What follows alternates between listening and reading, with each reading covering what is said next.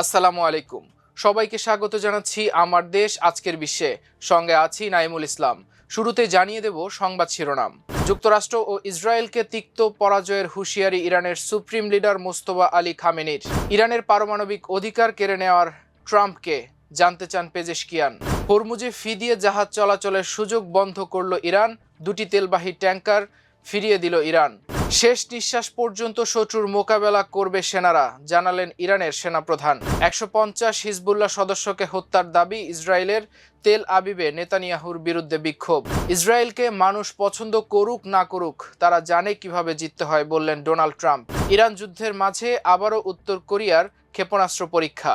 ভারতের হাইকমিশনার হয়ে ঢাকায় আসছেন দীনেশ ত্রিবেদী। দর্শক শুনছিলেন শিরোনাম, এবার জানিয়ে দিচ্ছি বিস্তারিত। ইরানের নতুন সর্বোচ্চ নেতা মোস্তফা আলী খামেনি সতর্ক করে বলেছেন, যুক্তরাষ্ট্র ও ইসরায়েলকে নতুন ও তিক্ত পরাজয় উপহার দিতে তার দেশের নৌবাহিনী প্রস্তুত। রোববার ইরানের রাষ্ট্রীয় টেলিভিশনে তার এ বার্তা প্রচার করা হয়। গুরুত্বপূর্ণ আন্তর্জাতিক সমুদ্রপথ হরমুজ প্রণালীতে উত্তেজনা বৃদ্ধির মধ্যে এই হুঁশিয়ারি দিলেন খামেনি। ইতোমধ্যে ওই প্রণালীতে অন্তত দুটি বাণিজ্যিক জাহাজ লক্ষ্য করে গুলি ছোড়ার খবর পাওয়া গেছে। ইরানের পারমাণবিক অধিকার কেড়ে নেওয়ার কোনো অধিকার যুক্তরাষ্ট্রের প্রেসিডেন্ট ডোনাল্ড ট্রাম্পের নেই বলে মন্তব্য করেছেন দেশটির প্রেসিডেন্ট মাসুদ পেজেশকিয়ান। তেহরান ও ওয়াশিংটনের মধ্যে পারমাণবিক কর্মসূচি নিয়ে চলমান মতভেদের মধ্যেই এমন মন্তব্য করলেন পেজেশকিয়ানকে উদ্ধৃত করে ইরানি স্টুডেন্ট নিউজ এজেন্সি ISNA জানায়, ইরানি প্রেসিডেন্ট বলেন, ট্রাম্প বলেছেন ইরান তার পারমাণবিক অধিকার ব্যবহার করতে পারবে না, কিন্তু তিনি এটি বলছেন না যে কোন অপরাধে এ বাধা দেওয়া হচ্ছে। একটি জাতির অধিকার কেড়ে নেওয়ার তিনি কে? হরমুজ প্রণালী দিয়ে জাহাজ চলাচলের জন্য যে বিশেষ পথ বা করিডোর খোলা রাখা হয়েছিল, সেটিও এখন থেকে বন্ধ থাকবে। ইরানের রাষ্ট্রীয় সংবাদ মাধ্যমের প্রকাশিত এক বিবৃতিতে বিপ্লবী গার্ড বলেছে, আগে ইরানি কর্তৃপক্ষের সঙ্গে সমন্বয় করে এবং ফি দিয়ে জাহাজ চলাচলের যে সুযোগ ছিল তা বাতিল করা হয়েছে। IRGCর নৌবাহিনী শাখা সতর্ক করে বলেছে, এই নিষেধাজ্ঞা অমান্যকারী যে কোনো জাহাজকে লক্ষ্যবস্তু করা হবে। তেহরানের মতে ইরানের ওপর মার্কিন অবরোধ দুই দেশের মধ্যে বিদ্যমান যুদ্ধবিরতি চুক্তির লঙ্ঘন। এদিকে হরমুজ প্রণালী অতিক্রমের চেষ্টাকালে রোববার দুটি তেলবাহী ট্যাঙ্কার ফিরিয়ে দিয়েছে ইরানের সশস্ত্র বাহিনী। ইরানের ইসলামী বিপ্লবী গার্ড বাহিনী IRGCর ঘনিষ্ঠ সংবাদ সংস্থা তাসনিম নিউজ এ খবর জানিয়েছে। তাসনিম নিউজের প্রতিবেদনে বলা হয়েছে, বতসোয়ানা ও অ্যাঙ্গোলার পতাকাযুক্ত এই দুটি ট্যাঙ্কার হরমুজ প্রণালী দিয়ে যাওয়ার চেষ্টা করছিল, তবে সশস্ত্র বাহিনীর সময় উপযোগী পদক্ষেপের কারণে সেগুলো গতিপথ পরিবর্তন করে পিছু হটতে বাধ্য হয়।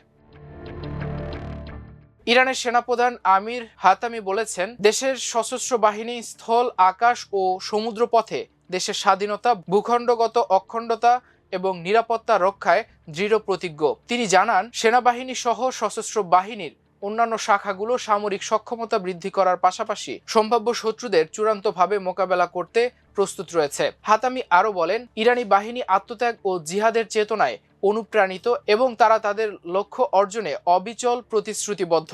এক বক্তব্যে তিনি বলেন, আমাদের বাহিনী ট্রিগারে আঙুল রেখে সংঘাত ও আত্মত্যাগের জন্য প্রস্তুত থেকে শেষ নিঃশ্বাস পর্যন্ত শত্রুর মোকাবেলা করবে।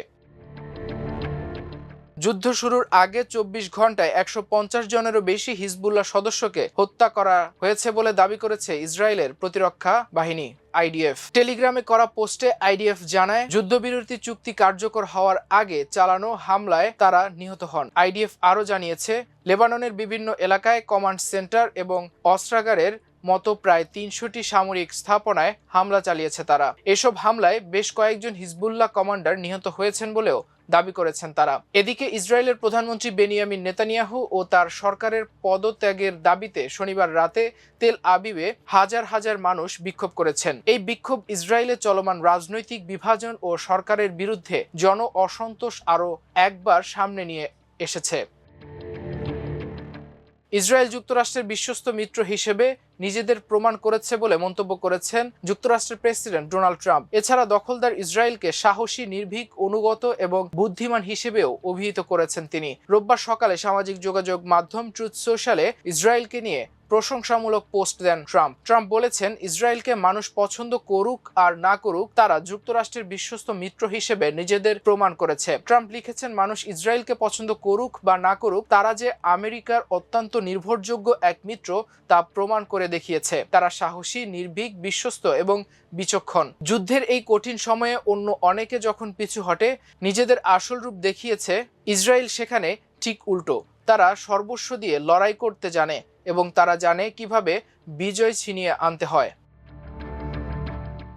ইরান যুদ্ধ ঘিরে তুমুল উত্তেজনা আর যুক্তরাষ্ট্র ও দক্ষিণ কোরিয়ার সম্ভাব্য বৈঠকের আলোচনার মাঝেই ব্যালিস্টিক ক্ষেপণাস্ত্রের পরীক্ষা চালিয়েছে উত্তর কোরিয়া। রোববার সাগরে ওই ক্ষেপণাস্ত্র নিক্ষেপ করা হয়েছে বলে দেশটির রাষ্ট্রায়ত্ত সংবাদ মাধ্যমের খবরে জানানো হয়েছে। দক্ষিণ কোরিয়ার সাবেক প্রেসিডেন্টের নিরাপত্তা বিষয়ক উপদেষ্টা কিম কি জুং বলেন, এসব ক্ষেপণাস্ত্র উৎক্ষেপণের মাধ্যমে সম্ভবত উত্তর কোরিয়া এটি দেখানোর চেষ্টা করছে যে ইরানের মতো নয়, আমাদের নিজেদের রক্ষা করার সক্ষমতা রয়েছে। তিনি বলেন, যুক্তরাষ্ট্র ও দক্ষিণ কোরিয়ার সঙ্গে সংলাপে বসার আগে উত্তর কোরিয়া সম্ভবত আগাম চাপ সৃষ্টি এবং শক্তি প্রদর্শন করতে চাইছে।